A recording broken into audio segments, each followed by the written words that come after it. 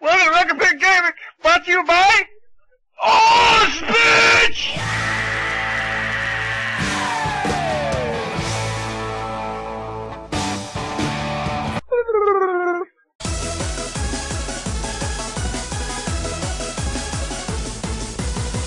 Oh, excuse me, I gotta.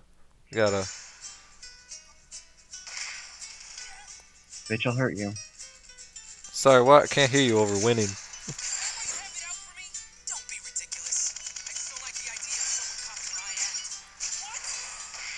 Machine gun and fucking Kid Icarus.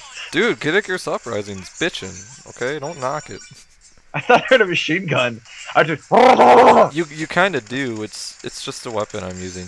Every weapon has a rapid fire. I'm using a pair of claws and they shoot projectiles, okay? The fuck? Fucking great game. Okay, I just got out of a tornado. Okay, so this time we're doing The World Ends With You. And we found one where it's like an alternate universe where the 4 people are like fucking zombies and shit. They're fighting zombies. In Left 4 Dead universe, it's like if the Left 4 Dead infected, I guess, came to The World Ends With You. I don't know why someone thought that up, but we're here. The author is Rika Kane. We'll link it. That might not be good. We'll see. Okay. Also, this time around, he's gonna read it. I'm gonna do the voices, but I'm very bad at voices. You can tell by everything I've ever done. So it's probably not gonna be very good. So yeah, heads up. Yeah, we're gonna switch roles. I'm definitely not going for really close voices at all. We're doing this recording as a test. If it doesn't work, then we're gonna fucking re-record it. If it does, we're gonna fucking go with this. And have this part included because we don't fucking care about you. Fuck you! Oh, I really do. I love you guys. Okay, ready? Sort of. Okay, well, we're going anyway. Neku shot another blast through the horde, hand steadying his shotgun. Behind him, he could sense Shiki picking off the infected one after the other. Beat whacking away at the messes with his skateboard, and Joshua firing into the crowd. Joshua's a fucking idiot. Going, no, you fool! Joshua firing into the crowd. Double pistols going off, one after the other, simultaneously. That makes sense. Either way, they worked as fast as his snotty mouth as far as Neku could be concerned. What? Within 10 minutes, the horde lay on the ground, decimated, gone. Neku reloaded one last time and sighed. Real quick, I want to pause right here because I just want to go back to Joshua. Everyone like huddled up like in Left 4 Dead trailers and like they're all crowded together, fighting off zombies in every direction. Okay, Beat's like in front, they're all behind, and then Joshua's behind him's going. Shut up! Beat looks back and like, dude, you okay back there? Joshua, man, you good? Fucking step on the crack! That was a nice distraction! Joshua quipped. Still, we need to better than that, nigga! It was an unanimously accepted fact that Neku was leader of the ragtag misfit group of survivors. However, that still did not stop Joshua from getting on his nerves, deliberately. As if to prove his point, a high-pitched scream/laughter/screech of 3.14159.265 emanated? Okay. From some location, a black mass hurled itself at Beat and began riding him about. Gay! Ultra gay! It would have been funny if not for their dire situation, coupled with Beat managing to ram into everything that could and would harm him. It took 3 shots to aim at and kill the thing without the possibility of blowing Beat's brains out. Neku shot his head as Beat recovered from his recent... He shot his head? Oh. All about here, bang! Shut up! Neku shook his head as Beat recovered from his recent ordeal. They, as much as he hated to admit it, definitely need to do a lot better than that. Line. It quickly became evident that Beat seemed to be the cause of their troubles that they were not supposed to have. Special infected tended to target him, hordes came after him, and that was because half of the time he was the one setting off the whole place. It still brought a pained smile to everyone's face when they recalled the one time he alerted the horde with his sneeze. That's a powerful sneeze. Fucking chew. To that extent, Neku decided to try and introduce him to a gun. Shiki, that's a good idea. Fucking give him something that makes more noise. Shiki tagged along and gave tips. Joshua merely giggled amusedly and walked off to at least cover the group. From any oncoming ground. Yeah. Shut up. At first, Beat made quite a number of protests. He could kill zombies quick and easy with his skateboard, thank you very much. After Neku yelled at him that their odds of survival could be much higher should he just listen and learn how to use the bloody gun already, he quietened down. It was going well, at least until he emptied several shots into a blinking car. Neku swore to leave Beat to his own devices, and just that. Line. A week after their meeting, it was pretty set out for them what to do. They were currently in a safe house at Cat Street. There were several more in Shibuya. How do you pronounce that? Fucking Shibuya, I don't know. Tawa. I would say Tawa. Tawa Records, Molko, AMX 104. However, the hot spot was at Pork City, where the last helicopter was scheduled to pick any remaining survivors up in around 2 weeks. That gave them a bit of time, but honestly, the faster they could get there, the better it would be.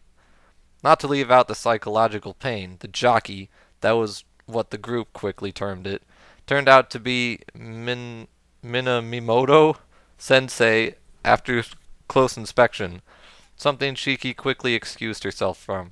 They had run into the mayor of Shibuya, deformed and almost unrecognizable save from his suit. Oh, wait, what? Deformed and almost unrecognizable save from his suit and shades. They called his kind smokers. Classmates and acquaintances were shot down. Strangers were often easier to deal with. I honestly don't remember the mayor in the game. I don't either. I haven't played it like 4 years, like almost 5 years actually. So I just imagined fucking Gangnam Style. I have I have a save state on here of it, but I haven't played it in a long time. However, there too were some added benefits, coming in the form of hopes and goals. While Neku merely spurred him, God damn, I can't read. While Neku merely spurred himself on for his own survival, Shiki and Beat were looking for someone, namely a best friend and a sister, respectively. He did not know about Joshua, but he really could not care less. Heartless. The effeminate boy could just go screw himself. Got him. After establishing their route to safety, they set out of the cafe they had barricaded themselves into, and into the district known as Shibuya. Line. By the way, when I say that, there's like a cut in the paragraphs. As fate would have it, their first encounter with witches turned out to be simultaneous with their second. It was not too much to say that it was not a pretty sight. Not at all. Beat turned the corpse around and came face to face with other. Thank God it wasn't her! What the fuck? I imagine Shiki in post-apocalyptic land got a lot of testosterone. Testosterone. Just imagine Shiki in that little skimpy outfit she made. Just with big bulging muscles. Thank God it wasn't hairy. But before they left the area, Shiki dropped a pin over her body, a salute, and a small bow later. And they left Miss Kunishi, an IG Oiji's disputably #1 fan, behind. Line. They met Eri at Molko. Shiki had cried with joy and hugged her. Joshua and Beat warmly welcomed her into the group. Neku merely shrugged and told her, as long as you don't pull us down. Dick. It would have been a happy ending had Eri not started to convulse before leaving Molko. Please. Oh, that's you. Shit. Please. The voice was high breathy, racking with sobs Neku did not want to hear. Kill. The last syllable shot up into a half sob, half moan.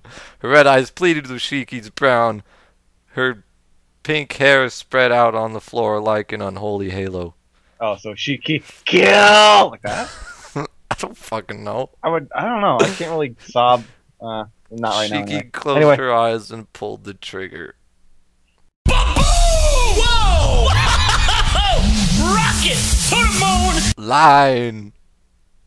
I'm gonna put Game Grumps in there. Yeah!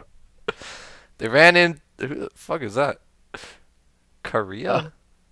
These could be fucking OC characters just thrown in.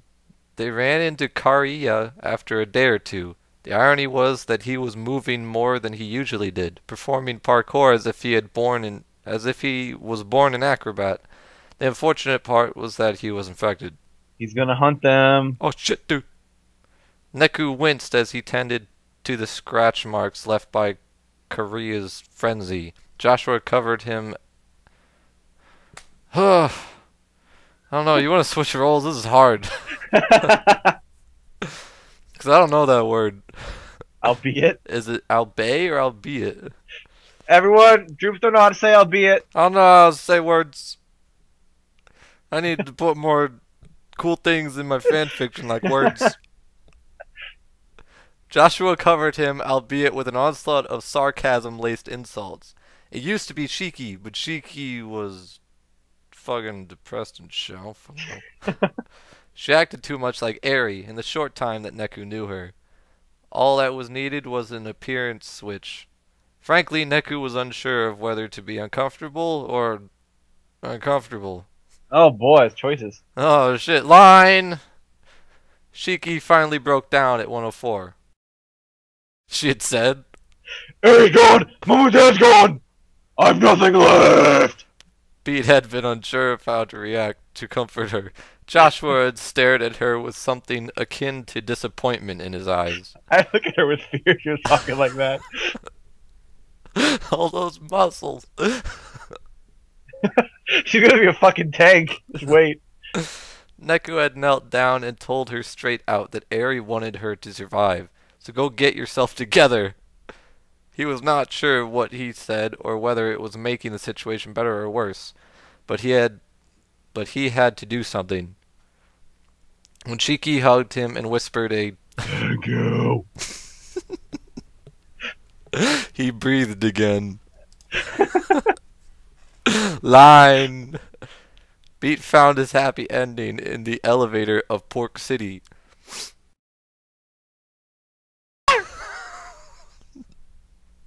What the fuck? I have no idea. Had been scratched onto the ceiling, noticed by Joshua, who coincidentally had his nose stuck up in the air. Or at least in Neku's opinion. Line. Why? Why? It had been going fine. The crane makes a lot of noise. Big deal. Clear out the horn and just keep on driving it to the edge so that everyone use it as a ramp to get into the helicopter pad that had been isolated by earlier survivors who didn't want zombies to attack them when they were boarding the helicopter. Then have someone go back down to drive it away so that Mr. Higashizawa won't be able to clamber up and pound them into mincemeat? Why didn't he think? Because thoughts are bad shit. Dull blue and pale violet met across the span of the roof. Shiki was crying. Not again. Beat was being held back by Neku. What you thinking? Phone's prissy boy is gone. Neku was just looking at Joshua, not believing he won't do this. Joshua smirked. Survive. They all watched as he doused himself in bile and threw himself off the roof of Pork City, bringing the horde after him. And no one said anything as the helicopter came. The actual fuck? I guess Josh fucking being dumbass? What? If you have a bile... Yeah, just fuck throw on the ground and run. You don't go, la la la, come meet me, la la la, and then jump off and do a little ballerina twirl and bomb this zombie how it comes off you. I imagine him looking at the bile, then back at everybody, then shooting the ground once, then going, "Ugh!" smashing it open on his head, then doing a ballerina twirl off the side of the fucking roof. That's honestly all I got from that. Joshua is a giant drooling dum-dum. Line. What is AN? Asian. Or author's note. Thanks! Author's note. Well, you know where this came from. Neither Tui nor L4D and all its related franchise belongs to me. So the special infected are Sho as a jockey, Megumi as a smoker, Konishi and Uzuki as witches, Kariya as a hunter, and Higashizawa as a tank, or charger, whichever is scarier. Joshua takes up Bill's role. I had the final scene in mind, but it didn't turn out the way I expected. Oh well. Shiki's scene was rushed. Sorry, Shiki. Like this whole story!